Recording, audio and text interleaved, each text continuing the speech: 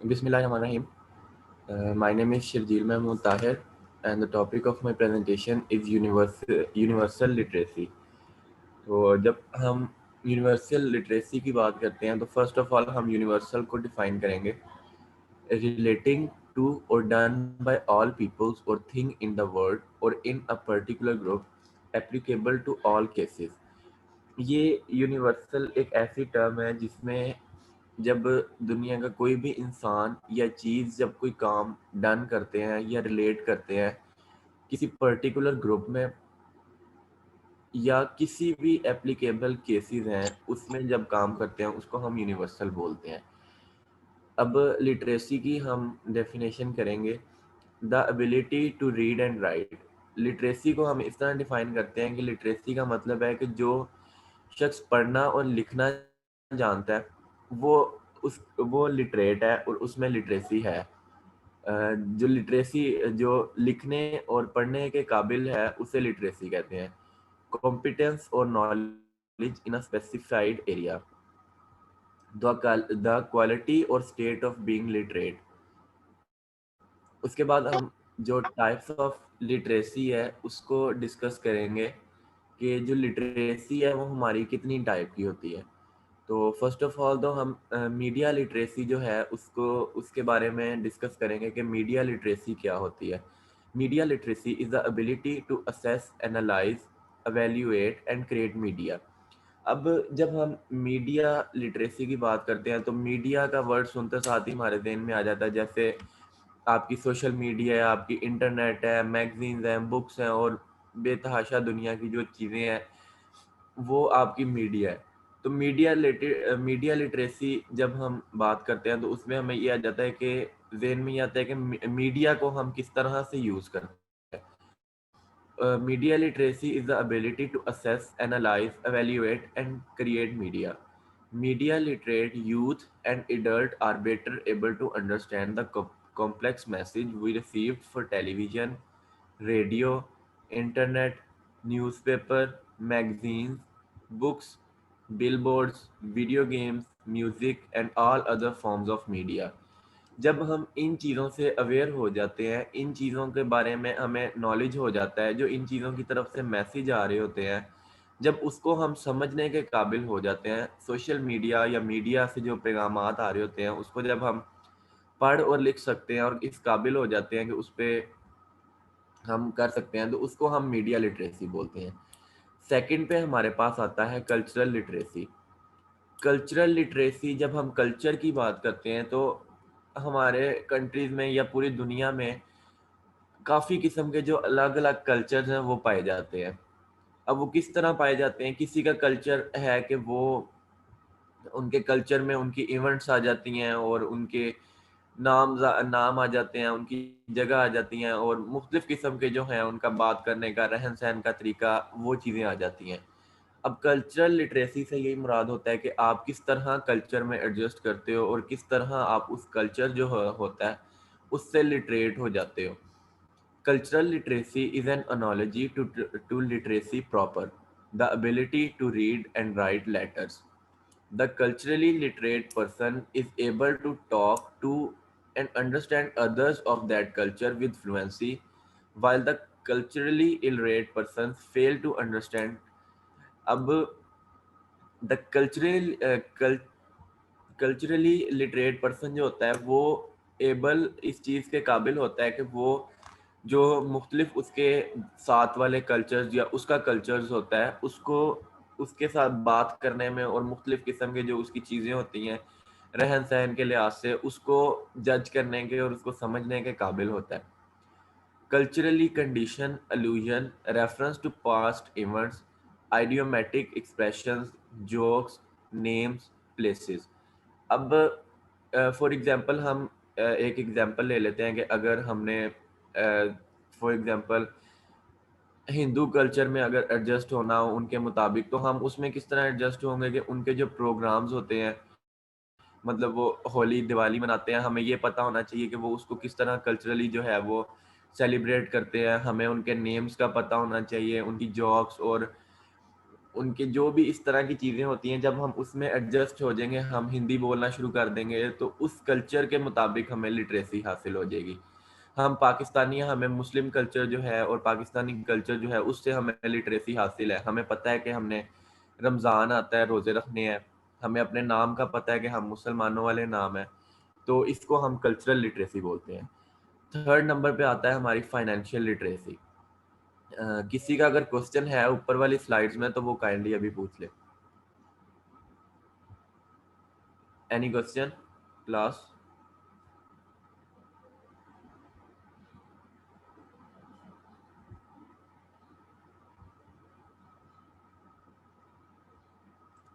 नहीं है। No. Okay, अब इसकी हम थर्ड टाइप पे चलते हैं। थर्ड टाइप जो इसकी है वो फाइनेंशियल लिटरेसी है। Financial literacy is the ability to understand how money works in world. जब फाइनेंशियल लिटरेसी की बात करते हैं तो इसमें हमें फाइनेंशियल लिटरेसी जो है वो ज़हन में आती है। किस तरह आती है कि हमारे जो फाइनेंशियल है, मतलब पैसे कमाते हैं, हम किस तरह कमाते हैं, उसको किस तरह खर्च करते हैं। मतलब जब सैलरीज वगैरह आती है हमारे घर में, फादर्स वगैरह कोई भी, वो एक लाहे अमल तैयार करते हैं कि इतने जो हमारे पैसे हैं वो हम इतनी चीज इस चीज़ पे खर्च करेंगे, इतने पैसे जो है हम इस चीज़ पे खर्च करेंगे। तो इस वक्त वो प्रॉपर फाइनेंशियल जो है वो लिटरेट हो चुके हैं। तो इसमें अगर हम अपनी भी मिसाल ले लें, हमें यूनिवर्सिटी के लिए पॉकेट मनी मिलती है तो हम वहाँ पे सोचते हैं कि हमने इस चीज़ से क्या लेना है। फॉर एग्जांपल अगर हमें 100 रुपीज़ मिले हैं तो हम ये सोचते हैं कि इसमें हम समोसे खाएंगे या जो भी चीज़ है। तो इस हिसाब से हम फाइनेंशियल लिटरेट हो चुके हैं। तो अब financial literacy is the ability to understand how money works in the world, कि जो पैसा है वो दुनिया में किस तरह वर्क करता है, किस तरह काम आता है। How someone manage to earn और मेक इट, कैसे कोई इंसान जो होता है वो इसको मैनेज करता है और अर्न करता है और इसको किस तरह से बनाता है पैसों को और अपनी कमाई करता है। How that person manage it, और वो इंसान इसको किस तरह मैनेज करता है। जैसे मैंने बताया कि जब सैलरी वगैरह आती है, हमें पॉकेट मनी मिलती है, उसको हम किस तरह से एडजस्ट करते हैं और मैनेज करते हैं।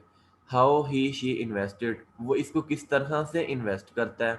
टर्न इट इनटू मोर, मतलब हमारी जो सेविंग्स होती हैं उसको लेके हम या तो सेव कर लेते हैं या किसी बिजनेस में इन्वेस्ट कर देते हैं ताकि हमारे पास और पैसा आ जाए। तो इस सिलसिले में हम फाइनेंशियली लिटरेट हुए होते हैं। फिर इंफॉर्मेशन लिटरेसी आती है।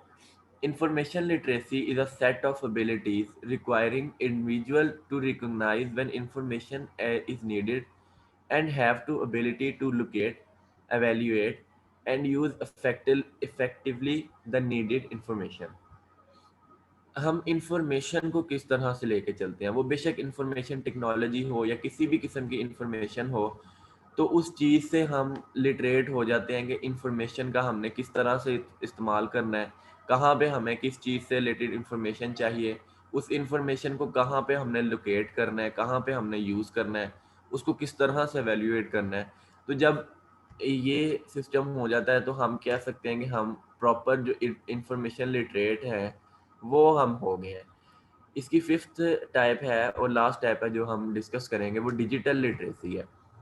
Digital literacy is a knowledge, skill, and behaviors used in a broad range of digital devices such as smartphones, tablets, laptops, and desktop PCs, all of which are seen as network rather than computing devices। अब digital literacy क्या है? हम एक किस्म के digital literate हो गए हैं। हमें पता है कि जब हम मोबाइल यूज़ कर रहे हैं, मोबाइल हमें पता है किस तरह से यूज़ करना है। जो हमारे टैब हैं उनको हमें पता है किस तरह से, लैपटॉप्स, आपके डेस्कटॉप, टीवी, पीसीज वगैरह, जब हम इसको यूज़ करने के काबिल हो जाते हैं तो हम ये कह सकते हैं कि हम प्रॉपर डिजिटल लिटरेट हो चुके हैं। Any question? यहाँ तक किसी का कोई क्वेश्चन हो, किसी को ना समझ आई हो?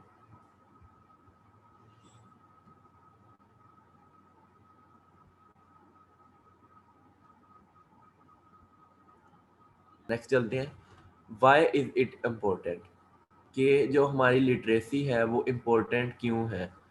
अब इसके बेनिफिट्स हम डिस्कस करेंगे literacy can benefit to economic growth.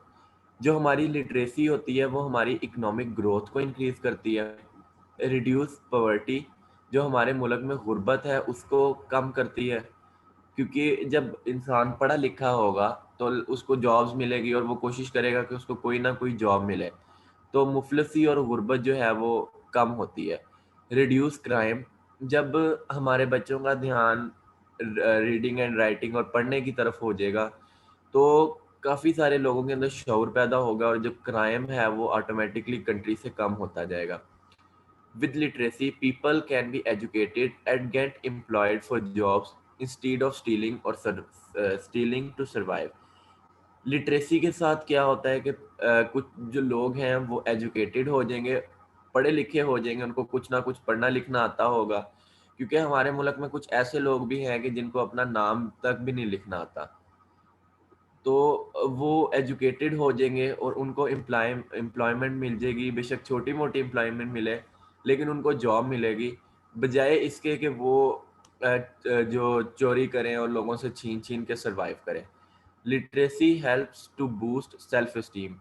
जो आपकी लिटरेसी है वो आपकी मदद करती है, आपकी सेल्फ एस्टीम, आपकी अ, जो अ, खुद मुख्तारी होती है, आपकी अपनी सेल्फ एस्टीम होती है, इज्जत नफ्स होता है, उसको बढ़ाता है। कॉन्फिडेंस, हमारे कॉन्फिडेंस को बूस्ट करता है। एंड एम्पावरमेंट, और हमारे एम्पावरमेंट को इम्प्रूव करता है literacy.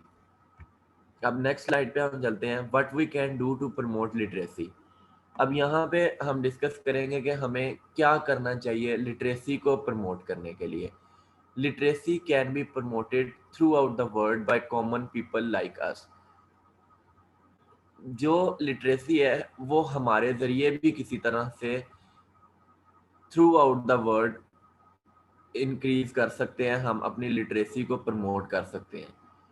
We can promote literacy by doing simple things like, अब इसमें हम ये चीज़ डिस्कस करेंगे कि हमें ये छोटे छोटे काम है, ये क्या काम हम कर सकते हैं जिससे हम लिटरेसी को जो है वो प्रमोट कर सकते हैं।